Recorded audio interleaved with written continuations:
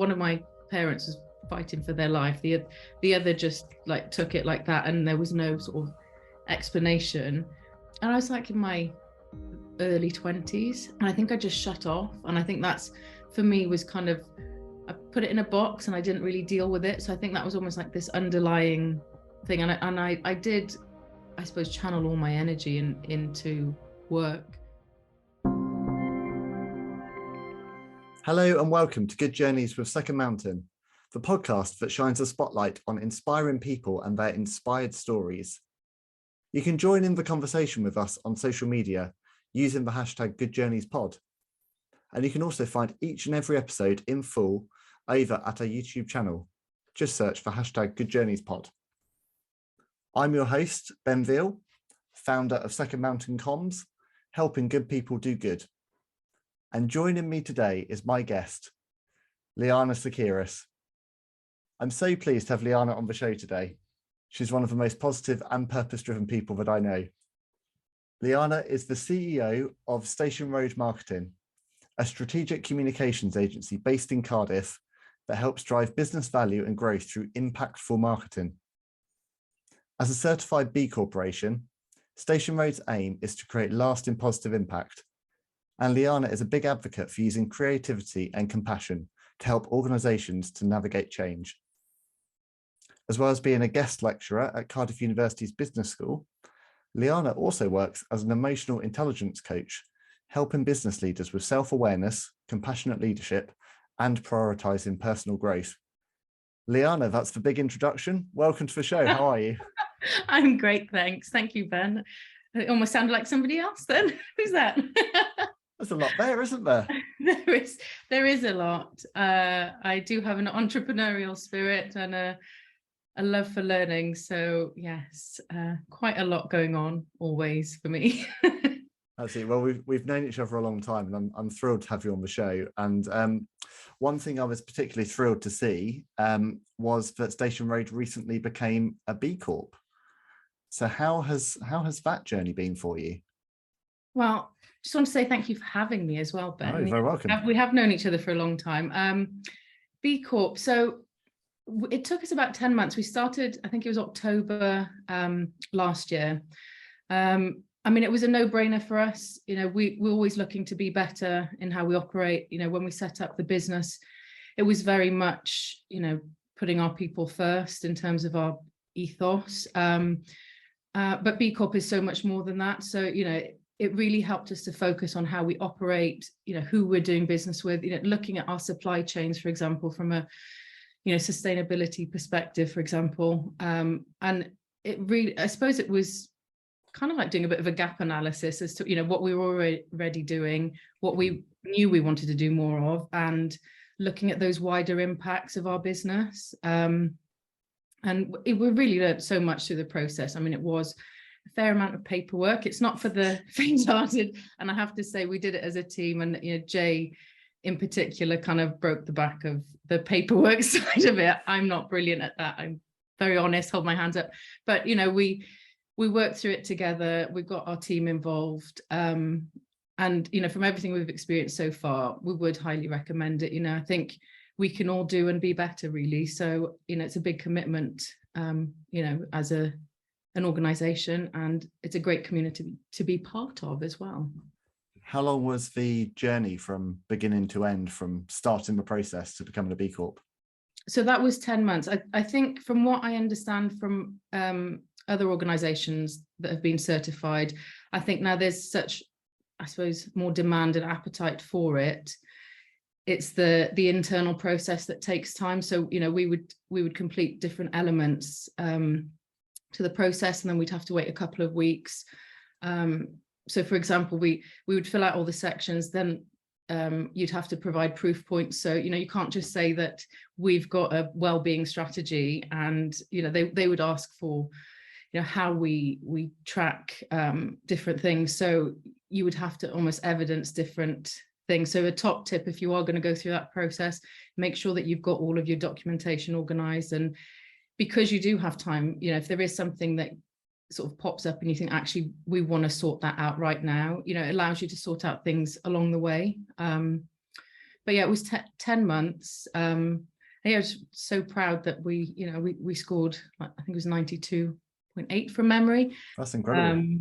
Patagonia is like 120, and I think it's you get certified every 3 years, so we'll have to go through the process, and it's an ongoing sort of journey anyway. It's doing that little bit extra, every day almost to be better, and it's allowed us to whittle out. I mentioned suppliers because that was a big eye opener for me, just looking at the supply chain and looking for the right sort of partners, and we've had people approach us now because they want to work with a B Corp agency. People have similar sort of values.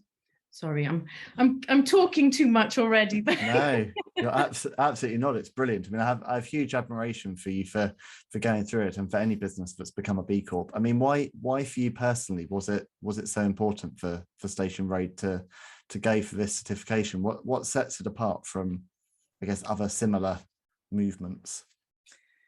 I mean, from a business perspective, I think it very much aligned, I suppose, with our values and what we were trying to achieve, and our belief system. It wasn't just an ISO sort of quality, and there's a place for all these different accreditations. But I think for us, there's a lot of stuff that we've done over the years and things that we've put in place. But we'd never really, I suppose we never really shout enough about the things that we do, if I'm perfectly honest. But I think becoming part of a community that was, growing and focusing on collective change, which is very much how we operate. We like to collaborate to do good, and even with our work, with our teams, with our partners. So I think that's what set it as a goal for us in terms of achieving it and going through the process. And it is a big commitment to go through the process as well as sharing all of your information. There's also a fee at the end of it, depending on the size of your organization. So there's a financial commitment to it as well. But I think it does also expose you to other members of the community that you can collaborate with and learn from and provide support as well. It's a great community to be part of. It's a little bit different from other accreditations where people come in, for example, and audit, an interview, and then it's kind of they're gone, and then you don't really. I think it's that ongoing element that works really well. Yeah, it's an ongoing journey, isn't it? You never really reach the goal. You're always striving for better. You mentioned about kind of new clients coming to you through B Corp. How does your team feel about it internally? I mean, they've all been involved in the process, so it's kind of, for them, it's almost business as usual in a way. But I think it's, for some people, I wouldn't say surprised as much, but kind of, yeah, we've all just been learning. It sounds really strange to say, it's not. I didn't expect to get a new business lead come through because somebody said, but I don't know why I didn't, if you know what I mean. Because that's not, I guess it's because that's not the reason that we did it, but it makes sense because, you want to work with people who've got similar values to you. And that's, that's part of why we set up our agency as well. We knew there was a better way of doing things. It wasn't all about, the profits. It is very much people over profit for us, and we just want to make sure that our team are looked after and that we do great work and create those lasting positive impacts, really. So yes. So let's go back to that, Ben. So I mean, I've loved watching your journey and the growth of Station Road over recent years. Talk me through the journey to deciding to set up your own business. Why did you make the decision to take the plunge and set something up for yourself? Well, I have been working in agency land since early 2000s. I think, I grew up, my father and grandfather, own their own business. So I guess there was a bit of the, entrepreneurial side of things happening in the background in terms of my influence. But I just think, and you will know this from having worked in that space over the years, and, it's not just in our industry, but, there there were things happening, you know, where people were massively burning out. There wasn't the work-life balance. I kind of knew there was a better way. I burnt out myself, you know.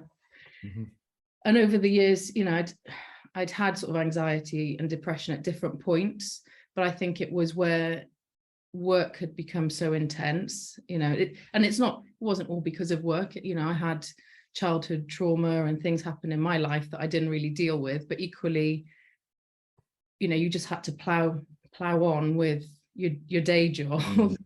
And I think we weren't seen as individuals, and that's what's really important to me in our business. And part of the reason why we set up Station Road was to create somewhere where there wasn't that corporate side, and, you know, where people were put first. You know, I've worked in places, you know, not everywhere was like this, but that, you know, there were examples of, you know, people were crying almost every day with the stress that was put on, and, you know, the client was always right. And I know there's, you know, the customer service training where the client is always right. But, you know, who had the backs of the individuals? And, you know, I guess when we work in our industry, we all love working to sort of tight deadlines, and we're creatives and we can flip between different things. But actually there wasn't that balance of our personal needs. And, you know, you were expected to be at your desk at a certain time, and everyone worked really long hours. And I think the joy just wasn't there for me in the end. And I always had this thing in the back of my mind, like, maybe I'm just not cut out for business. You know, the ethical side of it, you know, for me was another thing. And I just thought, oh, I just want to do a good job and work with good people. And everyone told me, you know, when I decided to leave, because I became a freelancer before I set up Station Road with Jay. Right. And I was told I was very idealistic in my views, because, you know, people had said, oh, why do you want one of your values to be caring? I'm like, because I do care. I care about the people, and I care about the clients, and I care about the work, and we should care. We should also care about the commercial side of things. But I think that there was quite an imbalance, you know, in agencies in the past. And yes, you know, we've all got to pay our overheads, we've got to pay salaries and all of that kind of stuff. But actually, you know, there's other ways to look after the team. And, you know, I know this is going to sound harsh, but we're not like, you know, brain surgeons here. Like, if you don't send that email or that piece of work, you know, and half the time when there was a pressure on to send something, the client's not going to look at it at 8 o'clock at night. Like, you know, it's so just to give you a bit of a flavor. So yeah, so going back to, you know, after burning out, I took 6 months off, worked on myself. At one point, I thought I can't write anymore. I remember saying to my mum, I'm just going to train and do something else. I can't do this anymore. And she just said, you just need to give yourself time to heal. And I think by taking that time out, I started doing things for me, which is quite alien, because I'd spent so many years just prioritizing work and, you know, working long hours and then going out for drinks. And, you know, my relationship with food and drink and everything was not brilliant, you know, and that's how we kind of self-soothed was going out and getting obliterated and then caffeinating to get you through the next day. And it was just, and that's, you know, over the last 10 years, I've spent a lot of time on, you know, self-care and self-awareness and well-being. And like, well-being is like paramount to our business. You know, it's, we try and make sure that everybody is like putting their own needs first, because we all need to be okay. We've all got stuff going on in our lives. And so, yeah, I went down this route where I felt like I couldn't write anymore, took some time off, did a bit of freelancing to kind of, you know, pay some bills and get myself started. I met Jay, and it took me about, because we, you know, we're now married. So it all happened really quickly. That all or nothing thing that we talked about earlier, Ben. Yeah.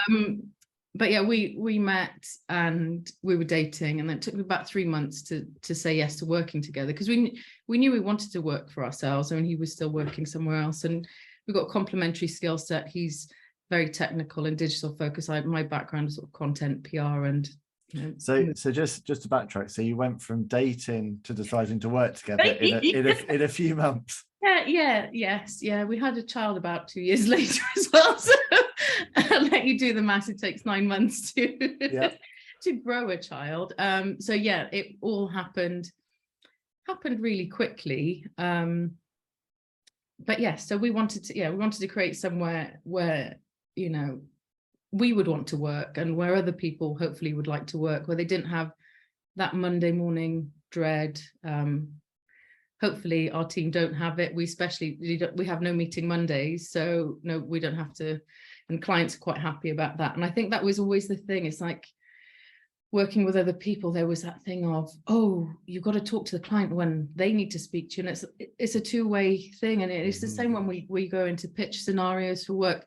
It's got to work both ways. And I don't know why people don't have what they think often are going to be hard conversations. You know, if there's something urgent or there's a crisis, of course, we're not going to say we're not going to talk to you, whatever. But equally, it's just planning ahead and, you know, valuing our time as well. I think what it is it's mutual respect, isn't it? One of the things that I struggled with for a long time in agency land, and this isn't my complete experience, but it's the majority of it, was the feeling that you were the supplier. And the client was in charge, and you were at their beck and call. And I you know, countless weekends, countless evenings lost to these, you know, incredible deadlines or last minute media pitching or a bit of news jacking or whatever it may be, at the sacrifice of my family, at the sacrifice of my own health, at the sacrifice of my own well-being. And like you, we've talked about this before. You know, I was the same as you: burnout, anxiety, depression, just completely worn down by the relentless pace of it, and the fact there's this kind of always on culture, the fact that you feel like you need to be checking your emails at 9 o'clock at night just in case a client has said something, or just in case something is broken in the press. It's overwhelming after a point, and I think there's only so long it's sustainable to do it until, like you and you make a change. Totally. It's not sustainable, and I think people are a lot more open to talking about mental health now, but I think back in the day, God, I'm making us sound really old here, Ben, and you know, things. No, but I think back in the day it was 3 years ago.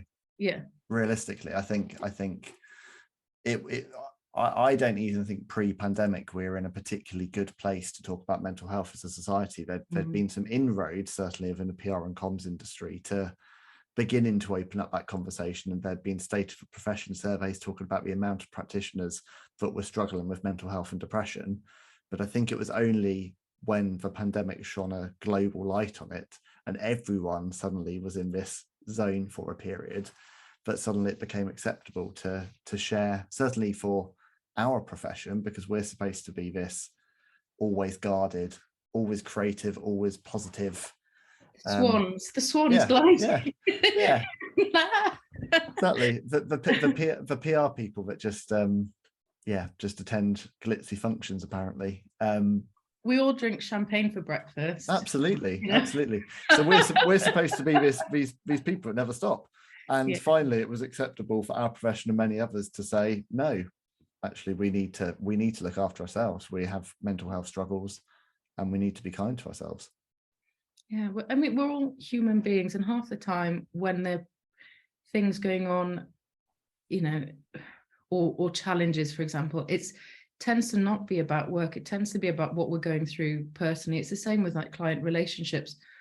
You know, often if there's something happening, you know, that, or I don't know, a conversation might be challenging. And, you know, I had it once with a client where, you know, he'd completely kicked off with another member of the team. And I was like, this is strange. It doesn't seem like, you know, how he normally is. And I gave him a call, and it turned out that his dog had died, and he was really upset about it. But it you know, it came out in a very different way. And I think it's, you know, we also listen to a lot of that in lots of different jobs, don't we? We often listen to things that are, you know, beyond a marketing strategy or media relations or whatever else. You're human. You're having human interactions, and I think that was probably also part of the problem previously, and you know, in other organizations that we worked in and things that we'd experienced, is that actually it all became about, you know, the people were the money makers and they had to do that job, and the client was always right. And actually, those people are human beings, and they want to go to see their kids nativity play, or they might be stuck in traffic because of dropping someone off, or actually they need to make time to go to the gym, but they can't do it around the regular hours of the day. And that was something that I don't know, I couldn't understand it. And I think I was a little bit misunderstood in places that I'd worked before. And I think from my personal experience was that I just wanted to do things in a completely different way, and to almost like celebrate people's strengths rather than try and chip away at their weaknesses, and just allow people to have that personal growth, and rather than trying to make people do jobs that they're not suited to. It's even with from doing like catch-ups and one-to-ones, why they're meant to be positive. You're meant to come out and think, oh great, this is where I'm going, this is what we're doing, this is how I'm going to get help. Not being like dragged in to be told, oh well, why have you not done your timesheets, and I don't know, whatever. Yeah, clearly I have an issue with timesheets. that we all do. That's fine. Again, going back to that kind of, we're not robots, we're actually creatives at the end of the day. I'm interested in kind of exploring, so you're talking about kind of work-life balance more, and we know this is an always-on industry. It always will be to a degree. How do you personally strike a balance when it comes to work and life, and how are you instilling that internally within Station Road? I think it's always a bit of a juggle, especially for me now. I've got a son, and it's Jay and I share the load, but I think, and also when you're conditioned in a way because you've been working so long, it almost like becomes habit, this almost always on thing. Technology, as wonderful as it is, hasn't helped us in other ways.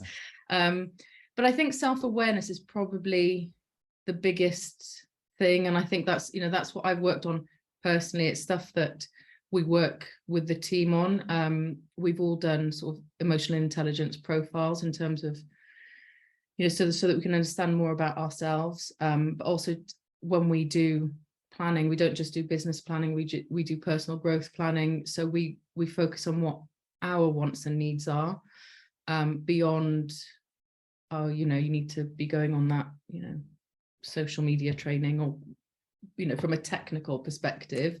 And I think once you've spent time understanding yourself, you understand what you need and what we had someone come in and do a 6-week course with us on mindfulness, for example, and she described it beautifully. She said, everyone had to draw a hot air balloon, and you had to put in the basket all the things that were weighing you down, and in the balloon all the things that were lifting you up.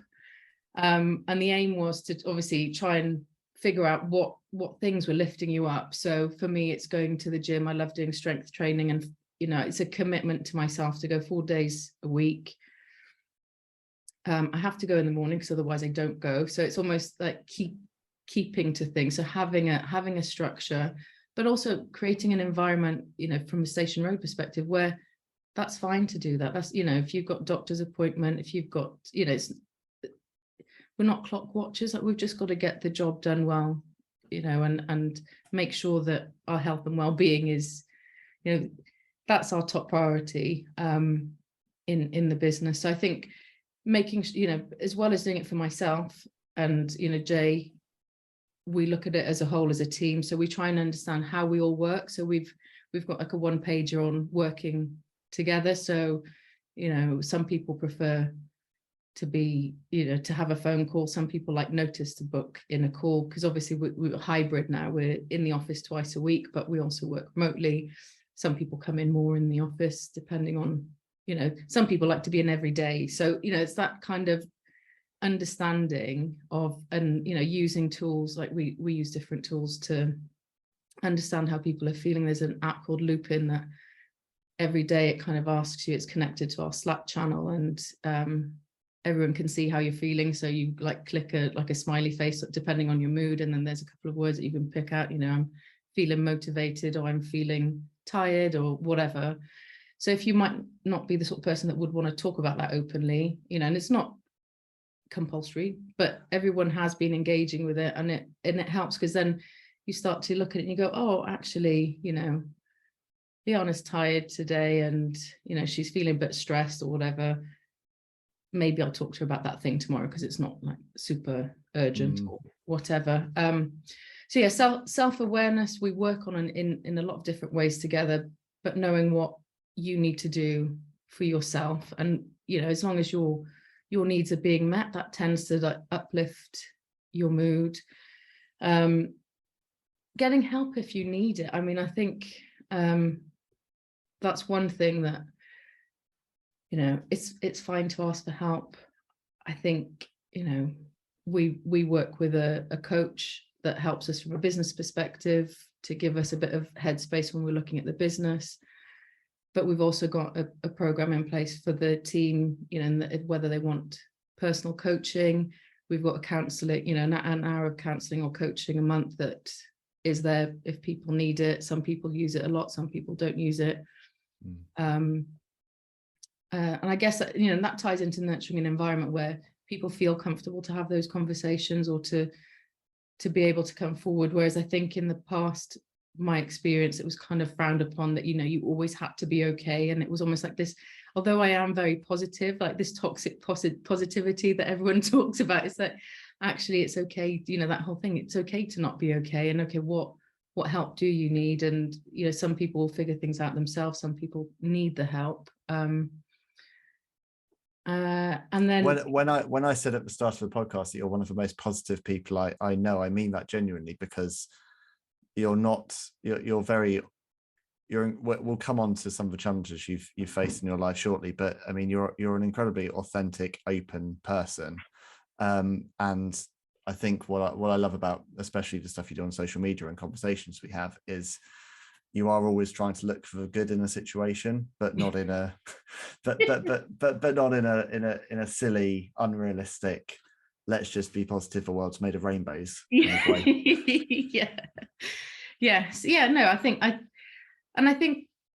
I think I am realistic, but I also think, you know, there's some things in life you will never change. There's some people in life you will never change. And I think I've learned over time that you can only control the things within your control. And if you need, you know, you always have that choice to make that change. And, you know, I've been in environments before where I've looked at the situation, I've thought, well, and I've tried different things to improve the situation, and it hasn't improved. And it's then like knowing when you've got to walk away from something or somebody or the situation. So it's not easy, you know, when there's so many other things going on, and, you know, especially if you're not in a good headspace, it can be quite hard. So it probably sounds quite easy when I say, well, you know, think about these things and can, you know, do take action. But sometimes, you know, it's hard to. But I think that's being able to talk about it, and, you know, being in a space where you feel safe to have honest conversations. And sometimes the honest conversations are quite direct, and, you know, it's not all rainbows and unicorns. It's actually, you know, and I think that's the compassionate side in me, I think, that comes through, is that actually it's not, you know, you empathize with people and you listen, but also like the compassionate bit is about taking the action, and the right kind of action. And sometimes the right action isn't what, you know, you would, I suppose, want to do ideally. And especially, you know, from a confrontational point of view, a lot of people don't like confrontation. And I think it's also a very like British culture, you know, and I grew up out in Africa. My dad is Greek, my mum is Welsh. It's kind of, I'm probably a lot more direct than a lot of people. But I think as long as you're being respectful in how you're communicating, I think that works. Sorry, I feel like I've lost my train of thought here. Not at all. I've answered your question, Ben. Yeah, you have, and I think, you know, one of the things I was quite interested in, actually, just thinking about how you've built this agency and business around a culture that resonates with you. Are you finding that actually attracts the kind of clients that you want to work with? Do you find that being so open and vocal about the fact that you are this caring, compassionate culture and that you are that as a leader, in a way turns away a certain kind of client, and you're finding you're attracting people that are a bit more like-minded? Yeah, I would say, especially now, as we've kind of matured as an agency, and I suppose we're a little bit, more vocal about things. In the past, we, have always kind of kept our head down and not push things out as much. But I think it rubs off on our clients as well. Some of them that have been a bit more, I suppose, corporate in their mindset, kind of seen things a bit differently, and we've, I suppose, these positive impacts that we talk about, it's not necessarily always just about things from a communications perspective. And I suppose what our day job is actually the way we operate and the way our team are and our culture. I think it can infiltrate our clients' cultures, and it has, and then they've got us in to kind of share some insights, and they've made positive changes internally then that actually, I suppose for me, most things connect to communication anyway. There's whether it's building internal relationships or anything done externally, how you position your business, all of that kind of stuff. But for me, that's what motivates me, is just seeing that change and seeing that positive change, and getting the good results that matter to the client, rather than wasting time and effort on stuff that isn't going to work. But I suppose going beyond that kind of day to day, and we've a lot of clients will say, well, you do care and you treat our business like it's your own.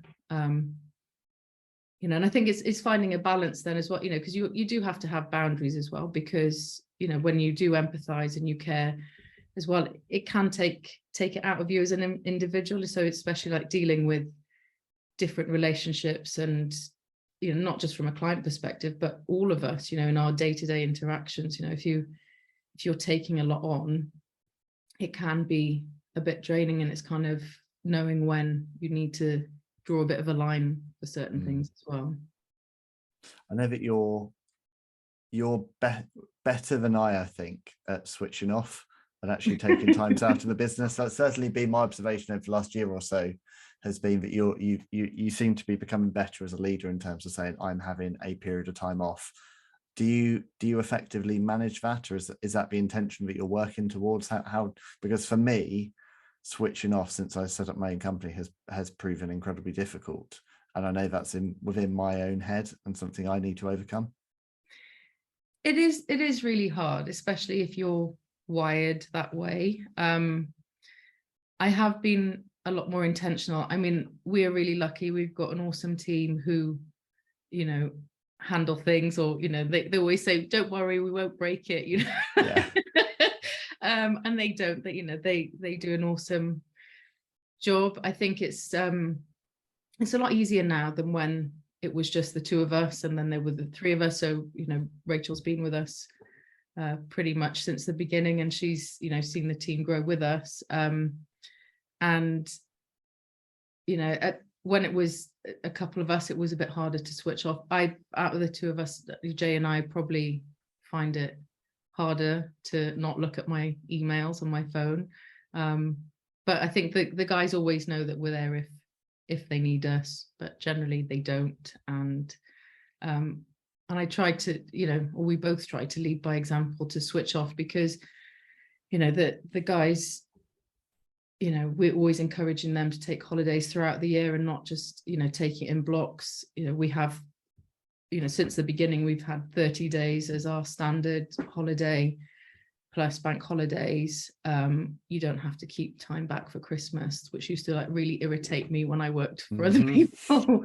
You take holiday when you need it. We've had a member of the team go off for 3 weeks traveling recently. As long as we can plan around it, great. And so we're trying to do that for us as well. If there's stuff that we do need to be involved in for whatever reason, then we try and plan up our breaks. But it's important to take a break throughout the year, and I'm feeling it a little bit because I didn't have as much time off this summer because I moved house and stuff. So I've got some holiday coming up towards the end of the month, which I'm really looking forward to, just to switch off. And I think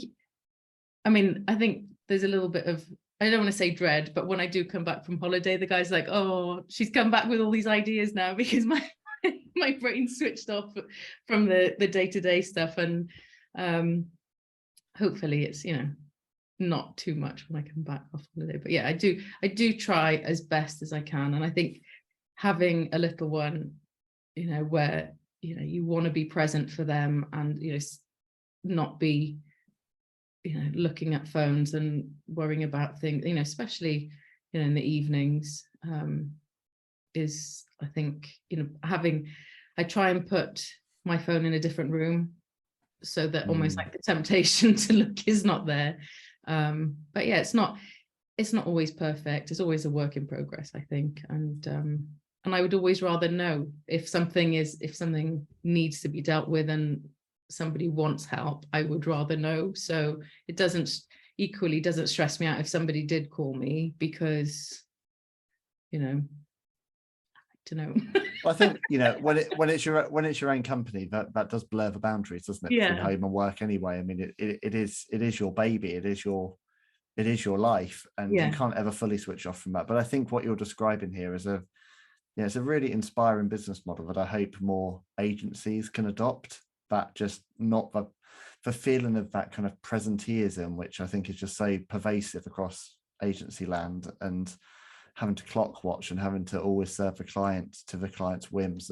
I think the way you're describing it is, I really hope that becomes the future for agencies, because I can only imagine how different certainly my early years as a father would have been if I'd worked in an environment like that. How much has kind of COVID and the pandemic changed or moved that forward? Has that kind of, had you got all these changes in place beforehand, or has that shifted the conversation along a bit? To be quite honest, we were pretty flexible how we worked anyway. People not in the office all the time. So it wasn't as much of a shock to the system, if you know what I mean. I think, but I do feel, as with a lot of people and in our industry, being creative, we like being around people, most of the time anyway. Yeah. Bouncing ideas and brainstorming and doing some of the planning and stuff. So and we asked the guys, well, what do you want it to be, when we can all go into the office, and that hybrid model was what was kind of requested. We're seeing more people coming in more frequently now, I would say the last month in particular. But that's because they've got to now pay their heating bills at home. We haven't got a shower. I'm sure if we had a shower, that'd be the next thing. But yeah, we changed the office up as well in terms of the setup, so that there's sort of more breakout rooms. We took another floor actually to have more space, to spread out a little bit more, and also our team did grow as well. But our model is, we've got a core sort of full time to, we've got a couple of people who work 4 days a week. We're discussing whether that's something that's going to go across the board or not. But I think because people take holidays when they need to, there's not ever really been a that much of a call for it. But we also work with sort of trusted partners and associates, so we're not sort of shy about that. Whereas I think before, in agency, people would get really paranoid about saying that a freelancer was going to be helping on a project or whatever. But we get to work with really great people who don't necessarily want to work as an employee or full-time, and there's a couple of associates that we work with like 1 or 2 days a week, for example, and we wouldn't get access to kind of that talent if we didn't have that kind of a model, if you know what I mean. So that's another thing about, I talked about sort of getting help and having, doing the right things. I think, that for me is the right thing, where, down the line, I think people are going to be a lot more selective about how they want to work and when they want to work. And it's kind of started now. Not saying everyone's going to be digital nomads, in that sense, but there's a lot more of that entrepreneurial spirit as well, where people have got different things on, and as long as we're all kind of aware and we know, I suppose, what time we've got allocated with different people. I think it's about being more organized with I suppose, that kind of a model, really. I think COVID opened eyes to how productive you can be in any location, and actually the fact that you can genuinely have a bit more balance in your life, whether that's with looking after your children or looking after elder family members, or just looking after your health and well-being, or just having some chill time. It just made people realize that actually this model of kind of 9 to 6 at a desk in a city is probably intrinsically broken for many, and there are other ways. And I think it's exciting to see how things are shifting going forward. Obviously sorry. Oh, sorry, I was just going to say, because I mean, in terms of the team, like, we've got a team member that lives in Dubai, for example, and it doesn't affect, it's not a big deal. We've got people across the country. But yeah, I think it would be nice to see more people embrace it, because I think some people have gone back to their old ways, from what I hear in different businesses, and wanting people to be in every day, which I think for the most part people don't want to do.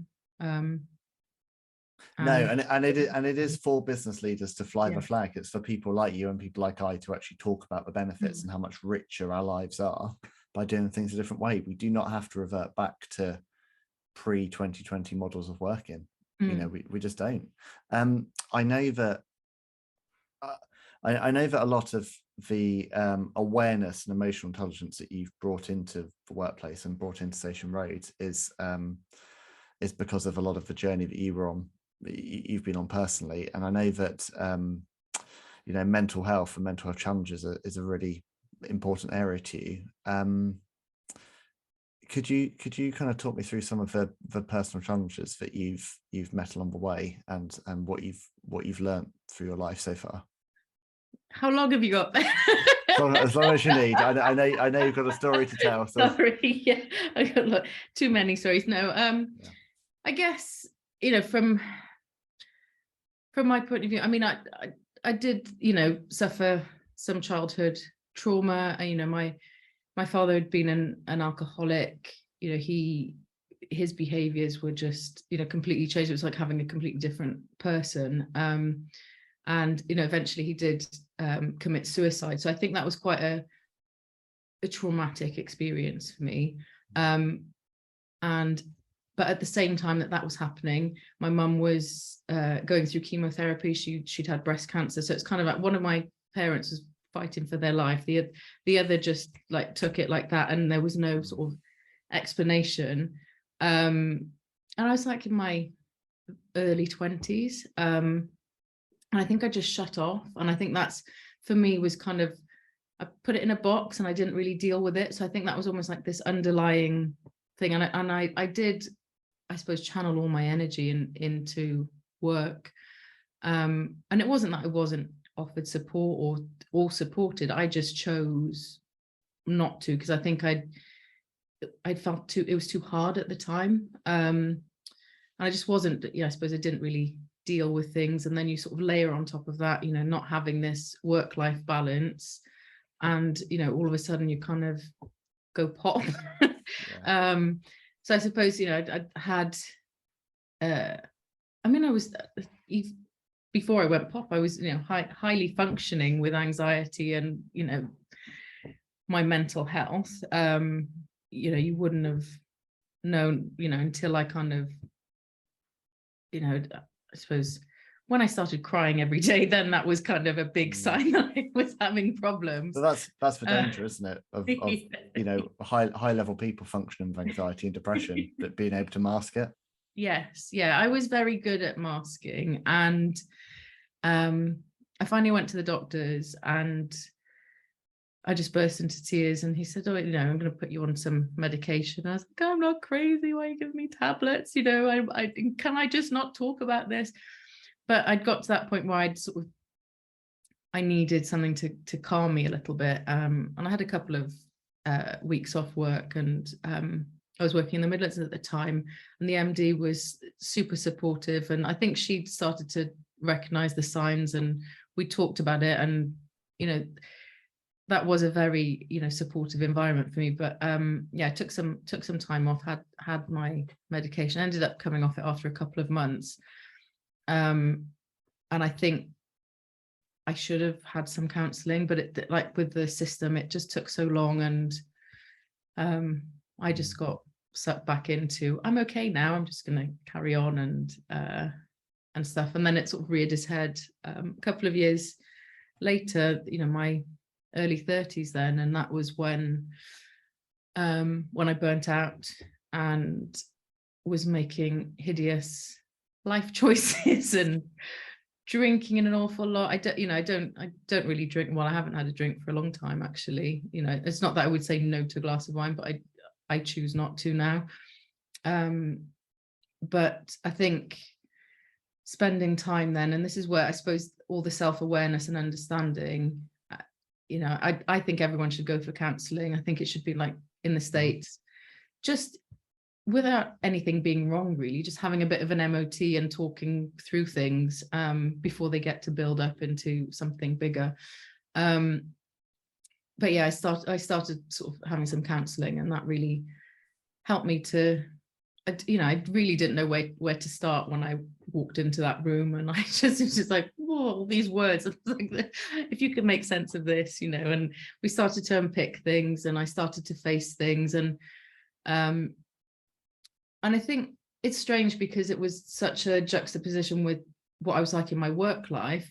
From a personal point of view, I'd pushed everything down so much. In work, I was facing things and challenging things and being direct and getting the job done. And, so this stuff that was really painful, I guess, was quite hard. And, we can do hard things. And I think that's what I've kind of learned, health in your personal life should come first. Like, yes, we spend a lot of time in work, but our families and our friends and all of that is more important than yes, we all need to pay our bills and stuff, but actually, if we're not here to do that, because our health is so bad, it's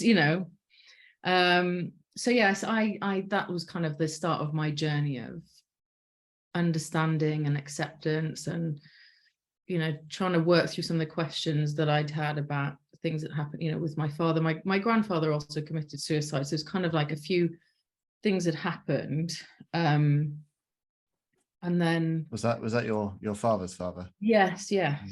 And I think that's why it sounds really weird to say, but I love now that you see more people talking about that, and that the things around sort of men, because I think being sort of like Greek and very proud, it was, he just thought he should deal with everything himself, and kind of, and that's why I think he was sort of numbing himself with alcohol, and, just to not have to deal with it. A little bit kind of like how my behavior started, and I think I did think, God, I was pretty much drinking every night. I was, not to say, I wasn't the only one. A lot of us were doing that. And I think that's how people were coping. And I think it's very much part of our British culture to like a drink. You celebrate, you have a drink, you commiserate, you have a drink.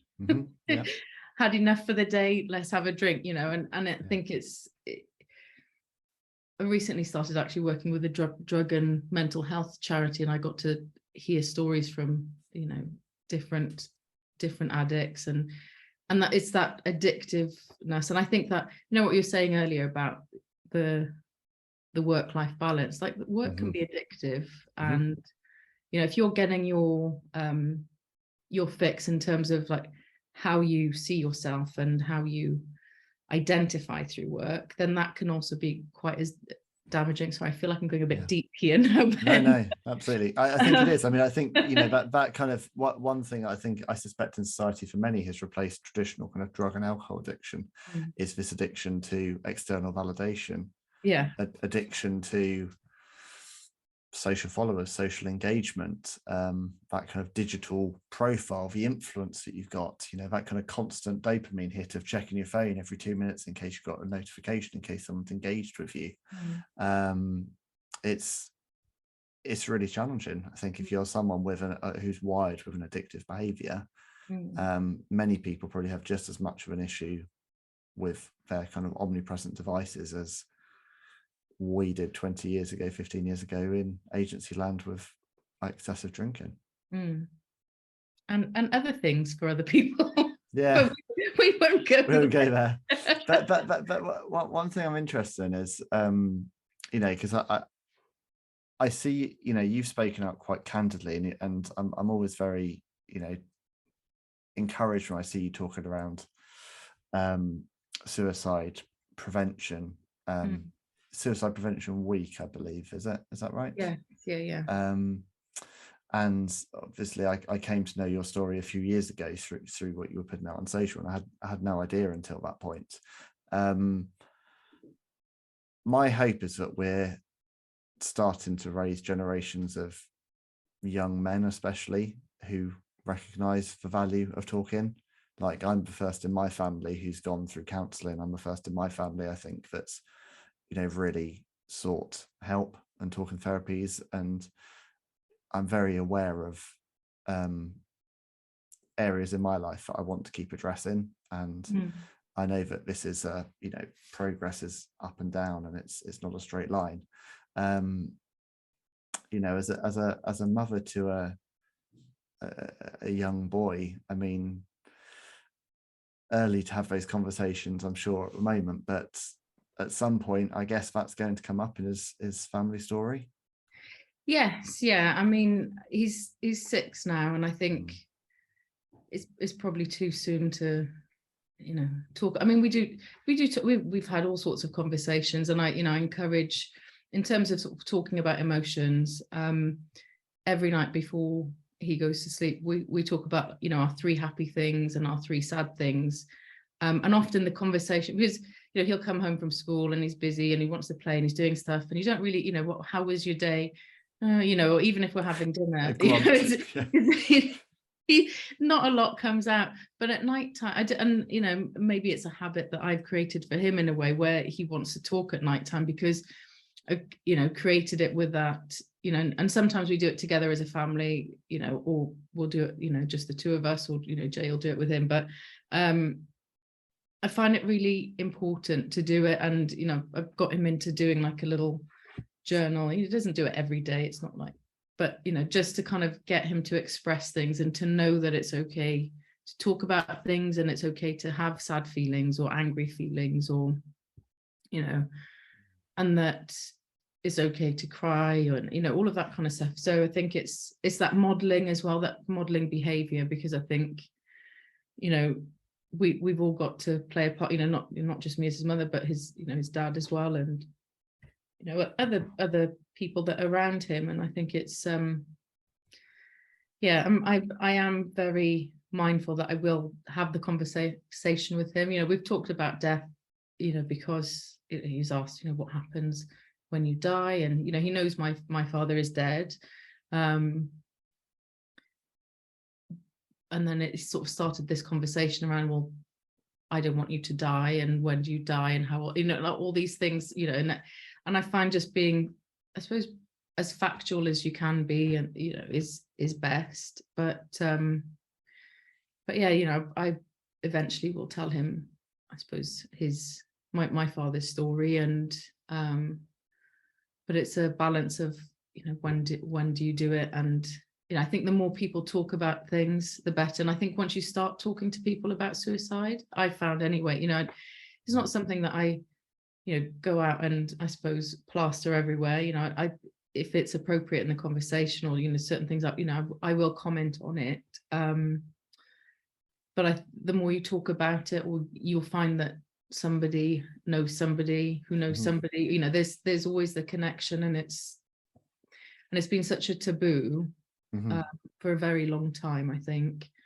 And it shouldn't be something, you know, to be ashamed of. It's not, you know, it's not my action. No. yes, it does make you think, well, is it, is there sort of hereditary kind of traits, is that a thing or not? And you start to sort of read around that kind of thing. But no, I think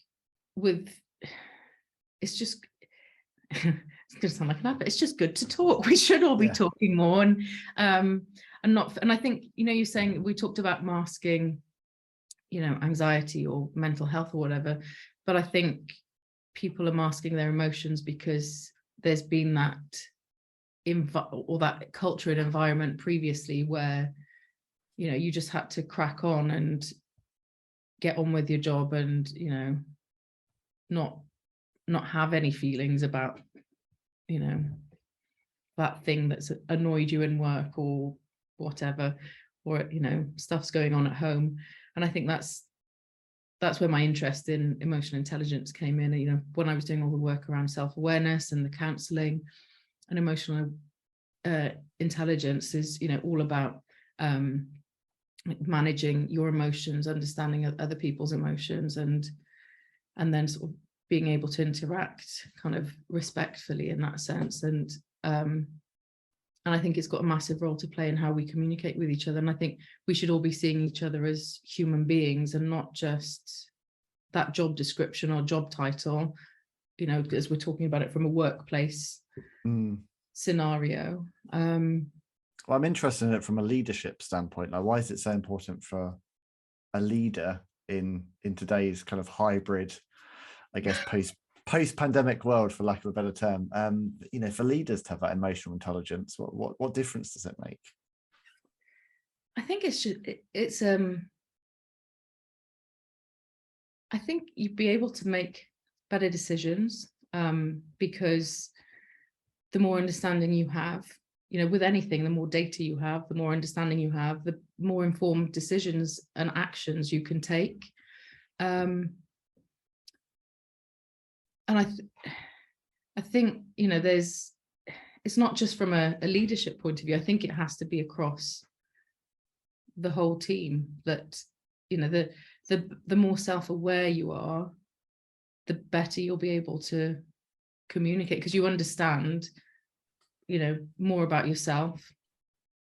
You understand where things might be triggering you, or how you work best with other individuals, and it's hard, especially if you had a large volume in terms of team, but it is, it's something that you would commit to kind of understanding. But yeah, I think decision making, building trust in particular, I think is a big thing. I think it helps from a communications perspective, because your judge, some things over time become intuitive, I think, in terms of how we respond to things. But even in terms of, getting things done effectively, the more emotionally intelligent you are, the more you'll be able to read that situation and make the right choice, or the best choice in that moment, really. Well, I think it's really powerful for work you're doing, and I think it kind of speaks volumes about the leader that you are, and also what you're aspiring to be. What does success look like to you for Station Road now, in maybe 3 to 5 years time, and also what does success mean to you, as Lyanna, in your life these days?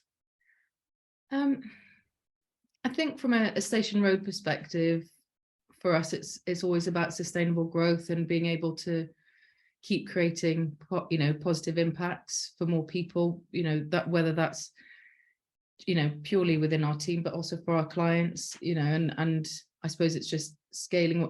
We've never sort of taken any investment or done, we've just grown sustainably, and I think it feels more comfortable, and I think it means that we can make sure that our culture sort of remains intact, in terms of, rather than trying to do things too quickly.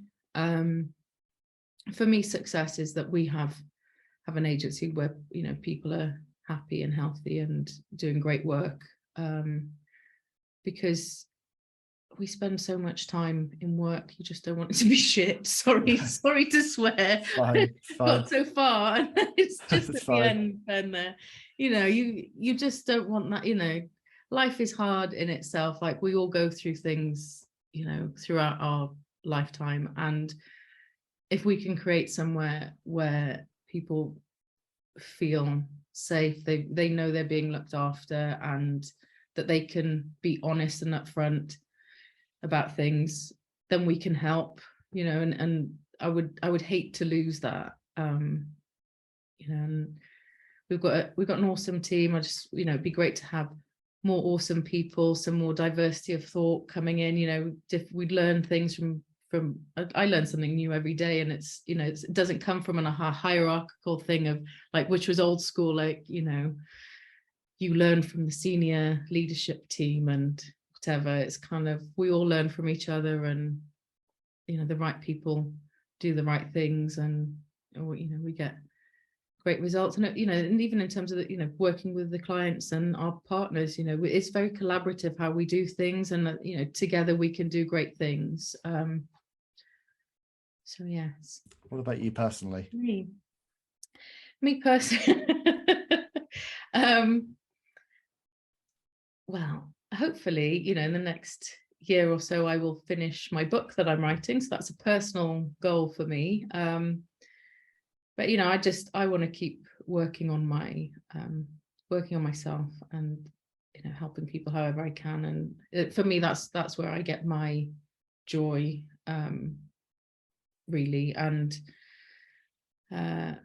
making sure that I don't let things slip from a self-care point of view, and do the best job that I can as a parent. Which isn't easy. No, that is the hardest job I've ever had, but the most rewarding probably as well. Absolutely. Well, yeah. Thank you for being so just so open, just so inspiring, really, on our chat today. I always love speaking with you. I'm so glad that we've been able to put this on a podcast, and have hopefully more people kind of hear your story, hear about the work you're doing. For anyone that's listening today, how can they keep in touch with Station Road and you? What are all your socials? Plug away. Oh gosh, now it's a test. You might have to write my name. I've got a weird spelling for my name. So for Station Road is at Station RD MKTG on Twitter, I think. But if you search Station Road Marketing, we should come up, hopefully. We're on Instagram and now TikTok. I'm on TikTok now, believe it or not. But yeah, so if you search Lyanna Tsakiris, you should find me, hopefully. And always open to connecting and meeting new people. Oh, brilliant. Well, thank you so much for coming on today. I'll add all your details. All your details will be there on Spotify and YouTube, etc., so people can find you and connect with you. But that wraps us up for today. So this has been the Good Journeys podcast with Second Mountain, and I've been your host, Ben Veal, the founder of Second Mountain Comms, helping good people do good. If you've liked the show today, then please give us a 5-star rating on Spotify or Apple Podcasts, which really helps. And don't forget to let us know what you think via the hashtag GoodJourneysPod. So thanks for joining us today. I've been Ben Veal. She's been Lyanna Tsakiris. This has been the Good Journeys for Second Mountain podcast. So until next time, let's keep climbing together, and see you all again soon.